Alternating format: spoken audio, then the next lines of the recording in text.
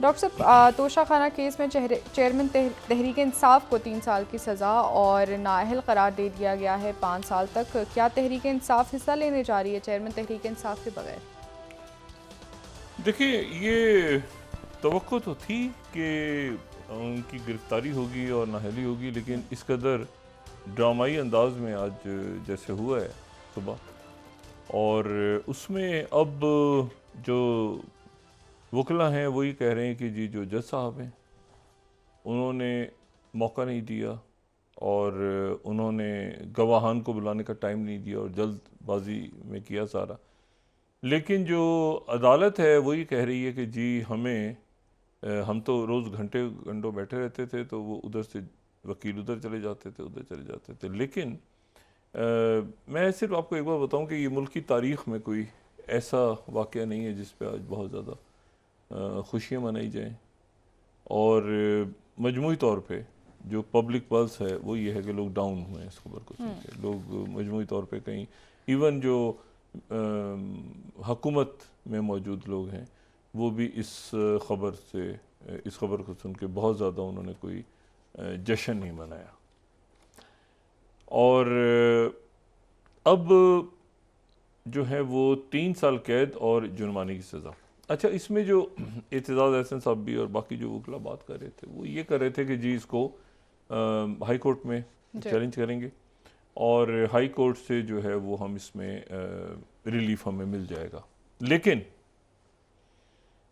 उसके साथ ही जो है वो एक तो ये तो, अच्छा, मैं अपने तज़िये पे पहले तो थोड़ी सी यहाँ पे यानी मेरा ख्याल था कि तोशा खाना इतना इम्पोर्टेंट नहीं है। बहुत से हमारे जो दोस्त अहबाब हैं वो कह रहे थे कि सबसे जो ख़तरनाक केस होगा वो तोशा खाना होगा।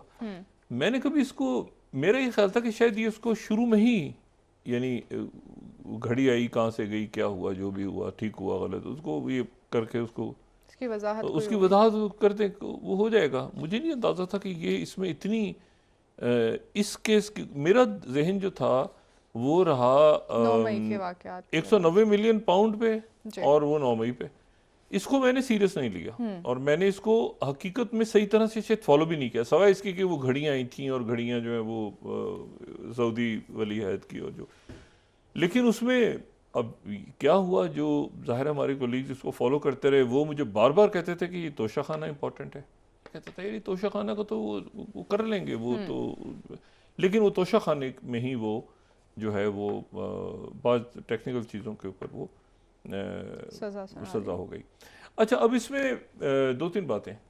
तो एक तो बात यह है कि अटक जेल में इनको रखा गया है। अटक कल किला नहीं है। कई लोग जो हैं वो इसको सुन के परेशान हो गए कि ये कहीं अटक किले में तो नहीं लगे। अटक किला तो बड़ा ही बताम सा एक बड़ा, यानी पुराना अकबर बादशाह के दौर का अटक किला, और ये अटक किला वहाँ अटक किले में नहीं रखा हुआ। अटक किला जो है ये तो अकबर बादशाह के दौर में बना था। मराठे आ गए थे मेरे ख्याल से, कुछ अरसे कब्ज़ा किया था, फिर ये सिखों अंग्रेज़ों की जंगें भी हुई थी वहाँ पे, फिर ये अहमद शाह अब्दाली, वो और अटक किला अलग है। ये जो है ये अटक जेल है जी। और अटक जेल जो है ये भी अंग्रेज़ दौर में बनी थी मेरे ख्याल से 1875-80 में, उसी कोई वही डेट्स हैं। और यहाँ पर जो है वो ये पंजाब गवर्नमेंट के अंडर में जो जेल्स हैं उनमें ही है ये। और यहाँ पर इसकी भी एक तारीख़ है। बादशाह खान, मौलाना ज़फ़र अली ख़ान, मियाँ मोहम्मद नवाज शरीफ जी, हनीफ अब्बासी, और हालिया दिनों में बहुत से लोग जो गिरफ़्तार हुए हैं जो तहरीक इंसाफ के या सब, तो वो भी उधर ही, मुशर्रफ साहब के दौर में कई मुस्लिम लीग नून के लोग वहाँ रहे हैं। और अभी कुछ रोज़ पहले जो है वो यहाँ पे जो गिरफ़्तार हुए थे तो वो उसमें इमरान रियाज खान को भी वहाँ से लेके गए थे एक दफ़ा। तो ये अटक जेल है। अच्छा, अब इसमें लेकिन जो मेरे लिए जो तशवीशनाक बात अब है इस वक्त वो ये है कि इसमें तो उनके वकला कह रहे हैं कि हम इनको करेंगे, हमें रिलीफ मिल जाएगा।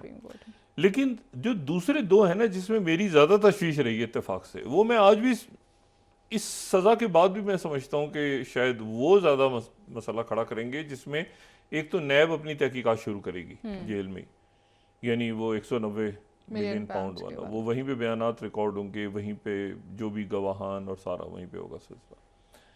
और दूसरा जो है वो वहीं पे ये 9 मई के हवाले से जो मुकदमे हैं, तो अब वो मुकदमा देखें वो तो अभी तय होना है ना कि सिविल या फौजी ट्रायल या सिविल जो भी है सिलसिला, लेकिन इस दौरान उनको बाहर वो नहीं आएंगे। जो मेरी यहाँ पे हुकाम से बात हुई वजारत दाखिला के, उन्होंने कहा बाहर नहीं आएंगे वो। अच्छा, हाँ, जो वो बिल्कुल वही सिचुएशन रहेगी जैसे सिचुएशन जो है वो आप देख रहे हैं ना कि यास्मीन राशिद साहिबा अब हमें नज़र नहीं आती, अब तो अदालत में भी आती हैं तो खामोशी से, तो ये तो इनको तो जाहिर है कि बेल के लिए या किसी और के लिए बाहर नहीं लाया जाएगा ना, ये रिमांड के लिए, तो ये तो जेल में ही, चूंकि सज़ा हो गई है तो अब जो भी तफ्तीश होनी है, जो भी कुछ होना है वो जेल में ही, और बैरूनी दुनिया से रब्ता इनका। अदालतों में भी नहीं पेश, नहीं अदालतों में पेश, सज़ा हो गई ना जी, तो सज़ा होगी, अब अपील लगेगी, क्या होगा कैसे होगा, तो वो बाहर ही बाहर होता रहेगा। और जो दूसरे केसेस में यानी अब इसमें नैब अपनी तहकीकात शुरू करेगी 190 मिलियन पाउंड वाला जो केस है, और 9 मई के अंदर मेन जो यानी आप समझें कि मेन जो किरदार का वो भी अटक जेल में ही शुरू होगी, उसकी भी समाअत, वो चाहे वो इंताज़ दहशतगर्दी की हो या वो किसी और अंदाज में हो।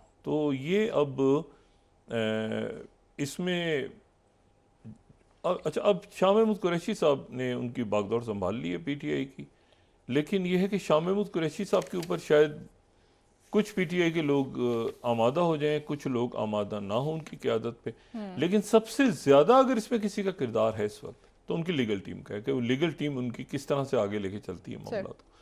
और ये कि खान साहब ने क्या गिरफ्तारी से पहले कोई हिकमत अमली बनाई थी, क्योंकि ये तो उनको इल्म था कि गिरफ्तार होना है, लेकिन क्या उससे पहले हिकमत अमली या कोई ऐसी कोर कमेटी या कोई ऐसे कोई 4-5 लोग जो इसको इस मामले को संजीदगी के साथ लेके चलें। देखें, नवाज शरीफ साहब जब 1999 में नवाज शरीफ साहब का ये हुकूमत गई थी और उनके ऊपर ये मुकदमा सारे शुरू हुए थे, तो उस वक्त नवाज शरीफ साहब की भी, हालांकि आपको पता है लीगल टीम बड़ी मजबूत रही है, नवाज शरीफ साहब की लीगल टीम बहुत मजबूत रही है मुस्लिम लीग नून की, लेकिन नवाज शरीफ साहब की वकालत जो है वो एतजाज़ अहसन साहब ने की थी और बेनज़ीर भुट्टो साहबा की रजामंदी से की थी। तो अब सवाल यह है कि कोई ऐसा कुछ डेडिकेटेड, ये तो जो ख्वाजा हारिस साहब हैं, ज़ाहिर है कि हैट्रिक पे अब तो हैं वो, 2 उज़रा तो वज़ीर आज़म को उन्होंने नाअहल करार दे दिया, बड़े ज़बरदस्त वकील हैं, लेकिन अब हैट्रिक पे हैं। नवाज शरीफ साहब के भी वही वकील थे और हाँ, तो हैट्रिक पे हैं, तो लेकिन केस उन्होंने अच्छा लड़ा बहरहाल, लेकिन नाम रहेगा ना तारीख में कि 2 वज़ीर आज़म को नाअहल करार दे दिया। ये भी देखो कमाल है ना, है ज़बरदस्त लॉयर ये, मैं मतलब, लेकिन एक बात बड़ी अजीब सी है बहरहाल। तो अब जो बाकी उनके लॉयर्स हैं, तो बराह करम कोई ऐसे लॉयर्स भी आ जाएं जो फीस ना लें, बड़े लॉयर्स, और वो आके ज़रा इस मसले को देखें। कई लॉयर्स जो है ना वो अपने खूब बयानात और चीज़ें और वो, लेकिन ये है कि ये नौजवान लॉयर्स हैं इनके सारे, यंग टीम आई है ना, अब ये डेडिकेटेड टीम है और ये इनके केसेस भी लड़ रही है, लेकिन अब ये कैसे आगे जाता है मामला, नैब के अंदर कैसे जाता है, 9 मई में कैसे जाता है, और क्या इलेक्शन, मतलब एक मैंने आपसे कहा ना कि ये कुछ अजीब सा हो गया है कि भाई कौन लड़ेगा, किससे लड़ेगा, क्या होगा, और लोगों की मजमूई तौर पे कहीं कोई, मुझे तो कहीं इस पे खुशी नज़र नहीं आई पूरे मुल्क में। मैंने आपसे कहा कि सियासी जमातों समेत, अवाम समेत लोग ज़रा डाउन है आज कि यार ये क्या हुआ है, ये क्यों हुआ है, अफसुर्दा हैं लोग। तो अच्छा, इसी दौरान जो है वो तो अब ये देखते हैं कि कल परसों 2-3 दिनों में कैसे लीगल टीम इनकी आगे बढ़ती, ये कोई एंड ऑफ द, ये कोई मतलब है कि निकलते हैं रास्ते आगे, ठीक है ना, अदालतों के ज़रिए उनके कारकुन मोबिलाइज होंगे, उनके वकला होंगे, उनके बाकी लोग, उनके लीडर्स कहीं आगे पीछे दाएं बाएं, तो ये रास्ते निकलते हैं। लेकिन यह है कि बहरहाल ये तोशा खाना जो है ये गले पड़ गया मेरी तवक्को के बरखिलाफ। और वो दूसरा 190 बिलियन वाला मिलियन वाला, और वो अब 9 मई उसमें क्या होता है वो देखना है। अच्छा, इसी दौरान जो है वो आज इजलास हुआ,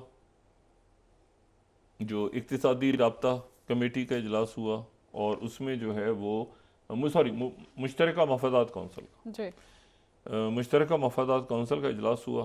पहले तो सुबह वो उसमें इख्तलाफात थे कि जी ये नई मरदमशुमारी के तहत होगा या पुरानी मरदमशुमारी के तहत इलेक्शन होगा, लेकिन फिर उसके बाद वो तय हो गया और ये तय हुआ कि नई मरदमशुमारी के तहत ही होगा, यानी इलेक्शन कुछ आगे जाएंगे।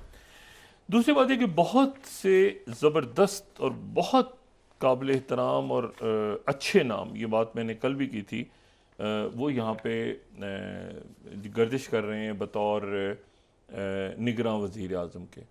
लेकिन जो नाम जरदारी साहब और शहबाज शरीफ साहब के दरमियान डिस्कस हुआ है, एक नाम जिस पे मुशावरत हुई है और जिस पे एक ओवरऑल कंसेंसस यहाँ पे पाया जा रहा है। इसके अलावा तमाम शख्सियात, मैंने आपसे कहा, चाहे फवाद हसन फवाद हों, चाहे वो जो हैं वो डॉक्टर इशरत हुसैन साहब हों, चाहे इसद लिबास साहब हों, चाहे वो शायद खान अब्बासी साहब हों, तमाम शख्सियात जो हैं वो काबिल एहतराम हैं और उनका। लेकिन यहाँ जो नाम डिस्कस हुआ है वो नाम डिस्कस हुआ है जलील अब्बास जिलानी साहब का। अच्छा, जलील अब्बास जिलानी साहब का अब यानी ये मुमकिनात में से मैं चूँकि यहाँ पे बता रहा हूँ प्रोग्राम में, तो इसलिए ये वो नाम है जो डिस्कस हुआ है जरदारी साहब और शहबाज शरीफ साहब के दरमियान, और जिस पे कंसेंसस बड़ी हद तक कायम हो गया है। जलील अब्बास जिलानी साहब जो हैं ये एक पाकिस्तान के एक ज़बरदस्त सफारतकार हैं। मैं सिर्फ ये कह रहा हूँ कि इनके नाम पे कंसेंसस हुआ है बड़ी हद तक। हो सकता है नाम चेंज हो जाए, लेकिन अभी इस वक्त जब मैं बात कर रहा हूँ तो इनके नाम पे कंसेंसस है बड़ा।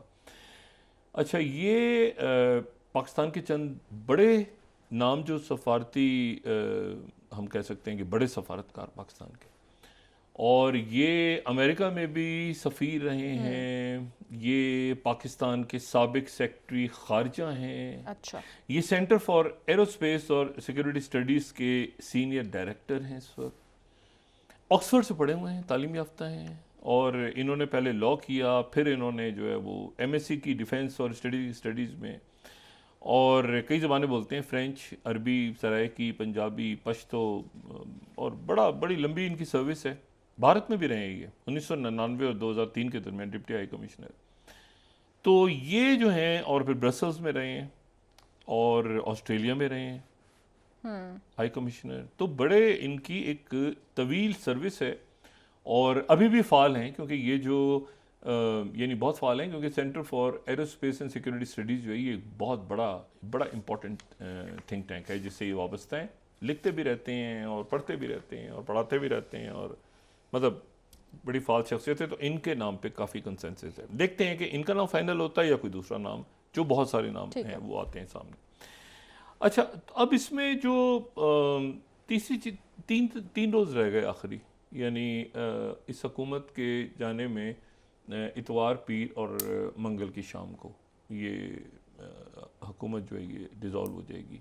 और चूँकि अहम मामलात पे कंसेंसस पैदा हो गया है, अब इसमें देखें, इसमें जो है वो